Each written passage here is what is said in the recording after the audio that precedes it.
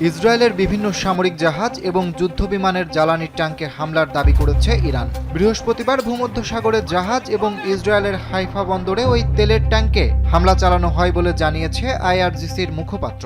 Lieutenant colonel Ibrahim জোলফাকারীর বরাত দিয়ে ইরানের রাষ্ট্রীয় সংবাদ মাধ্যমের খবরে বলা হয়েছে, ইরান সব আগ্রাসনকারী এবং অশুভ শক্তির উৎসকে শক্তিমত্তার সঙ্গে লক্ষ্যবস্তুতে পরিণত করতে দৃঢ় প্রতিজ্ঞ।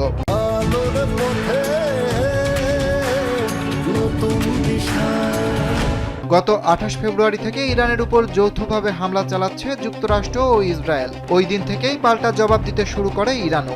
এভাবেই টানা 28তম দিনে গড়িয়েছে যুদ্ধ। ইসরায়েল ও উপসাগরীয় দেশগুলোতে অবস্থিত মার্কিন সামরিক স্থাপনায় অনবরত হামলা চালিয়ে যাচ্ছে দেশটি। এতে অগ্নিগর্ভ হয়ে উঠেছে গোটা মধ্যপ্রাচ্য।